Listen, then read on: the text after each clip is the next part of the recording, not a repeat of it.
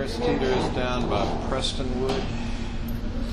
No, but I can find High it. House. I remember which one I of can these got find it. Leesville. Leesville. You know, I don't think High when House Leesville was and, like Creedmoor. What's that out there? Yeah, I know the area. I know the area. So I know Where's that North second Route got High House? Leesville. It's That's funny. Nothing stays still very long at the Inter-Faith Food Shuttle. If it has legs or wheels, it's moving. If it has a job description or roots, it's growing. If growth brings uncertainty to some of the routes of movement, well, that's all part of the food shuttle adventure. Breaking new ground, finding better ways to serve more people. That's the Inter-Faith Food Shuttle. The core of this movement is redistribution of food. That started in 1989 with one station wagon redistributing 624 pounds from one source to one agency.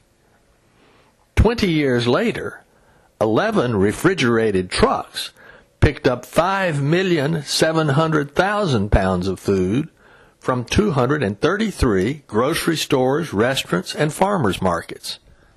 They redistributed that rescued food to 212 shelters, soup kitchens, food pantries, and mobile markets.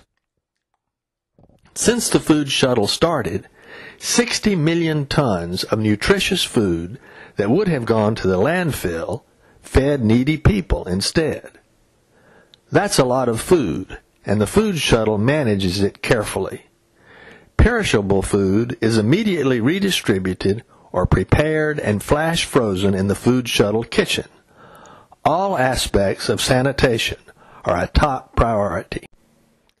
Among the soup kitchens receiving this rescued high-quality food is the Shepherd's Table, and among the food pantries is Catholic Parish Outreach.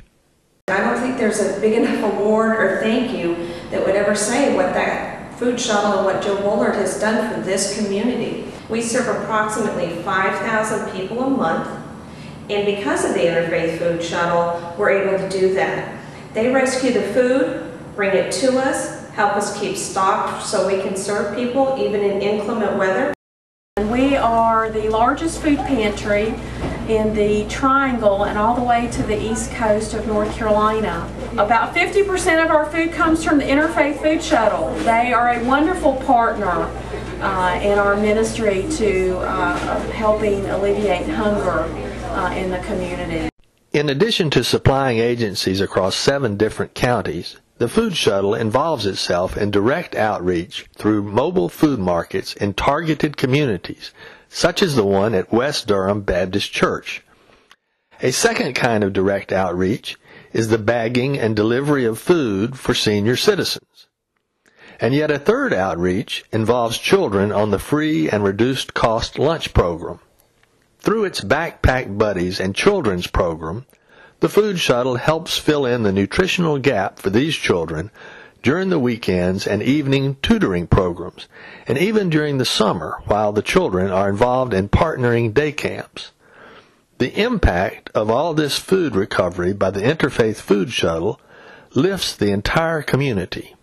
The Inter-Faith Food Shuttle has been a great resource for the City of Raleigh for 20 years.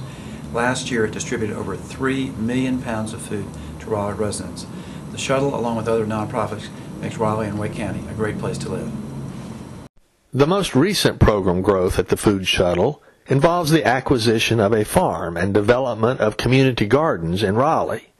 The farm provides fresh food for food shuttle operations, and more importantly, hands-on educational opportunities about organic gardening, the planting, the growing, and the harvesting.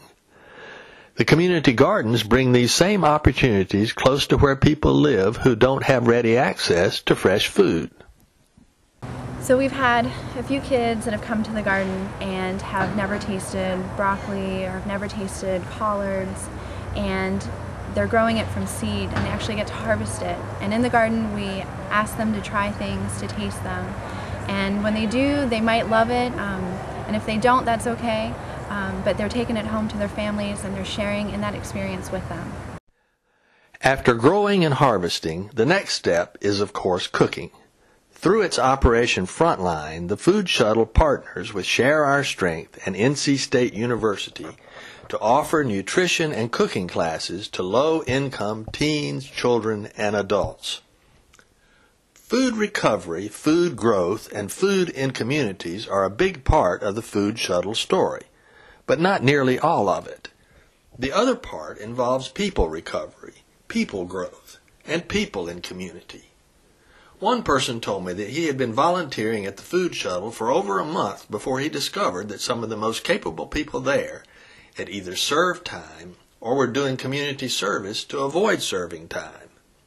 Indeed, the Food Shuttle nurtures individuals in all kinds of dark places to find the light of day, to grow, and often to flourish.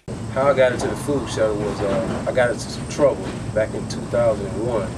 I had to go away and do 7 years in federal prison. And I was released March of 07 in a halfway house up here in Raleigh. All from Inter-Faith. They was looking for a driver, so I had got my driver's license prior to getting to the halfway house, and I came over here and they hired me, gave me a second chance, and I've been with them since 07 March. An excellent example of people recovery at the Inter-Faith Food Shuttle is the Culinary Job Training Program.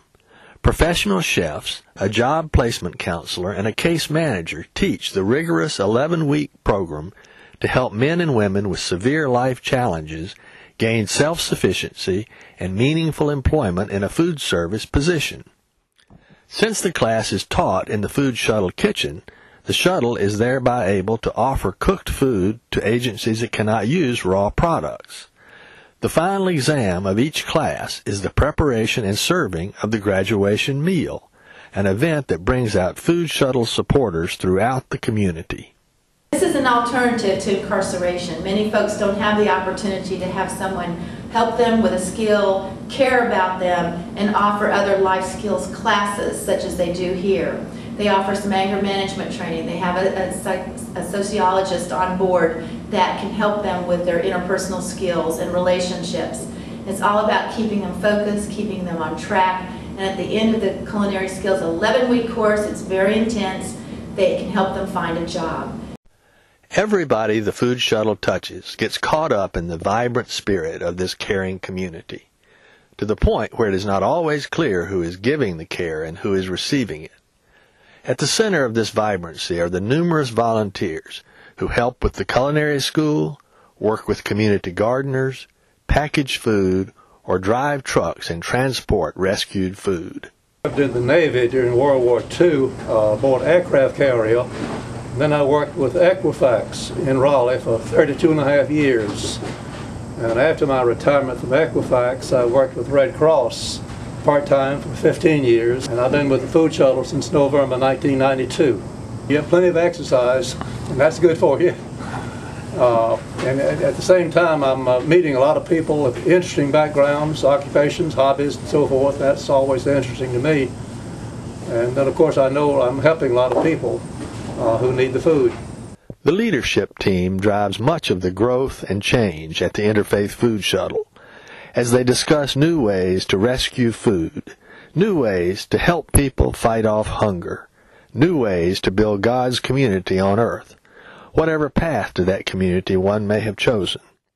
The visionary for all this is the organization's co-founder and executive director, Jill Bullard. Do I know exactly where it's going? No, I've never known exactly where it's going. I've always known that we're only on the path to make sure this community grows healthy in every way. Is that too large a vision? I don't think so. I know we're only one part of it. There are other parts that all come together. And that's been the vision from the beginning for me. What's your name? Patricia Wallace. Do you mind if I take your picture? Yes, sir.